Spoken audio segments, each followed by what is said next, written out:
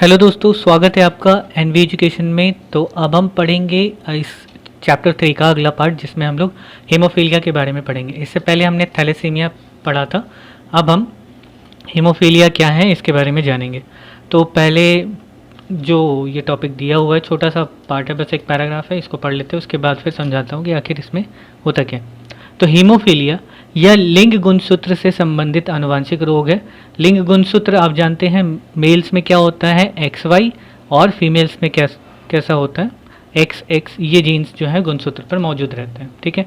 अच्छा, प्रारंभ में इस रोग को केवल पुरुष से ही संचारित रोग समझा जाता था, क्योंकि पुरुषों में केवल एक ही गुणसूत्र X होता है, ठीक है। क्योंकि पुरुषों में सिर्फ X गुणसूत्र, एक अकेला X गुणसूत्र होता है, इसीलिए ऐसा समझते थे पहले के टाइम पे कि जो पुरुष है वही इस बीमारी का वाहक होता था। बट आगे जाकर के और आगे चीज़ें पता चली, उसके बाद फिर सीधे X गुणसूत्र के बारे में डायरेक्टली बोला गया कि इसी की वजह से हीमोफीलिया होता है। अब क्योंकि ये महिलाओं में भी ये होता है, तो इसका वाहक जो है महिलाएं भी हो सकती हैं, इस तरह से आगे रिसर्च में बोला गया। ओके, तो हीमोफीलिया या ब्लीडर्स रोग, यानी हीमोफीलिया जो है एक तरह से खून से जुड़ा हुआ बीमारी है। तो हीमोफीलिया या ब्लीडर्स रोग लिंग गुणसूत्र संबंधित एक प्रमुख रोग है। हीमोफीलिया एक असाधारण रक्त शरीर से बाहर निकलने वाला आनुवांशिक रोग है। असाधारण तरीके से जब रक्त जो है, खून जो है हमारे शरीर से बाहर निकलता है असाधारण तरीके से, मतलब नॉर्मली क्या होता है, हमें जब चोट लगती है तो खून निकलता है और कुछ मिनटों के बाद वहाँ पर एक खून का थक्का या लेयर जो है वो जम जाता है। लेकिन जिनको हीमोफीलिया नामक बीमारी होती है उनमें ये जो खून का थक्का है वो नहीं जमता, ठीक है। इसीलिए उनको और ज़्यादा परेशानी होती है। तो रक्त क्या होता है, असाधारण तरीके से बाहर निकलता रहता है। अच्छा, जो आरंभ में पुरुषों को प्रभावित करता है, लेकिन स्त्रियों द्वारा संचारित होता है। यह रक्त जमने के कारक यानी एंटी हीमोफिलिक ग्लोबुलिन की कमी के कारण होता है, जो X गुणसूत्र के विशिष्ट जीन से संबंधित रहता है, ठीक है। तो ये मेनली क्या होता है, जो रक्त जमने का जो मेन कारण है यानी एंटी हीमोफिलिक ग्लोबुलिन, इसी की वजह से, इसकी कमी की वजह से ये जो ब्लड क्लॉटिंग है यानी कि खून का जमना नहीं हो पाता। और ये एंटी हीमोफिलिक ग्लोबुलिन जो है वो X गुणसूत्र से जुड़ा हुआ पार्ट है। ओके, अच्छा, इसके फलस्वरूप रक्त जमने में बहुत देरी होती है। रक्त का बाहर निकलना आरंभ हो जाने पर रक्त रुकता ही नहीं है, एवं अनियंत्रित रक्त निकलने से व्यक्ति की मृत्यु हो जाती है। रक्त निकलना रोका जा सकता है जब शरीर में संपूर्ण रक्त को निकालकर पुनः रक्त संचारण किया जाए, या थक्का बनने वाला जो कारक है उसकी सांद्रता यानी कि उसकी क्वांटिटी जो है वो खून में बढ़ाई जाए, तभी जा कर के ये खून का रुकना जो है वो कम हो पाता है। अच्छा, जब रक्त निकलने की क्रिया मुलायम ऊतक या जोड़ों से हो, तब प्रभावित भाग को हल्के पैड से बांध देना चाहिए एवं अचल अवस्था में अधिकतम उपयुक्त स्थिति में स्प्लिंट के सहारे लटकाकर रखना चाहिए।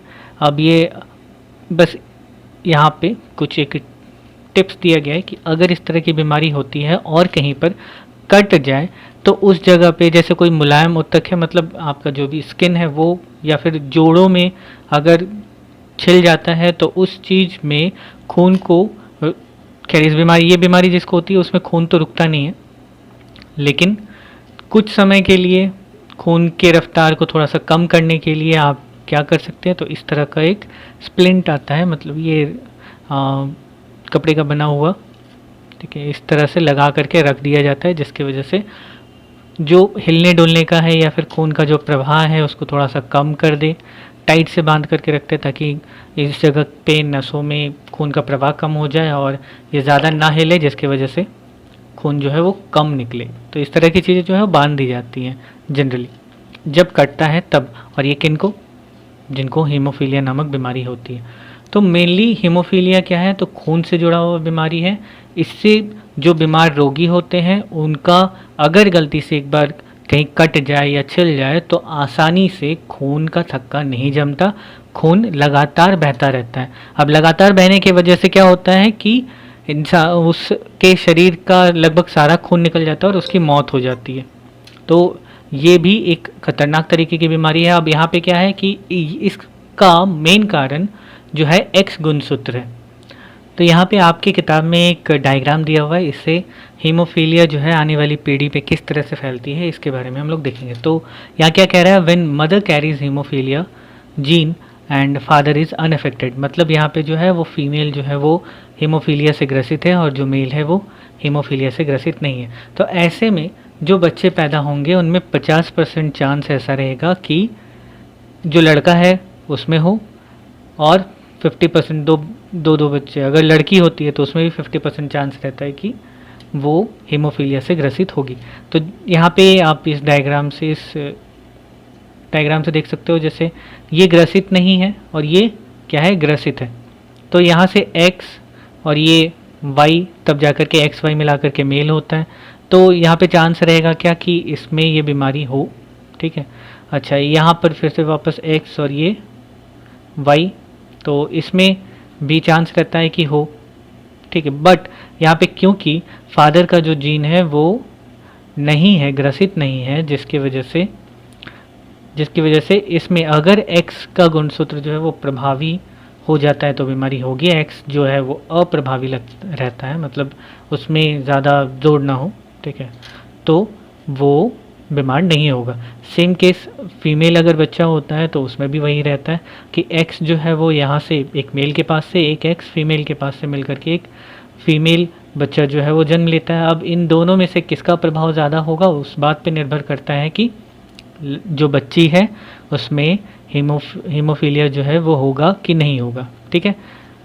अच्छा, अब अगर यहाँ पर जो फादर है वो हीमोफीलिया से ग्रसित है लेकिन मदर जो है वो अनअफेक्टेड है, मतलब मदर को हीमोफीलिया नहीं है, अब यहाँ पे फादर को अगर हीमोफीलिया है तो क्या होगा, तब फिर चांस रहता है पूरा कि जो बच्ची पैदा होगी, मतलब जो लड़की पैदा होगी, वो हीमोफीलिया से ग्रसित होगी ही, ठीक है।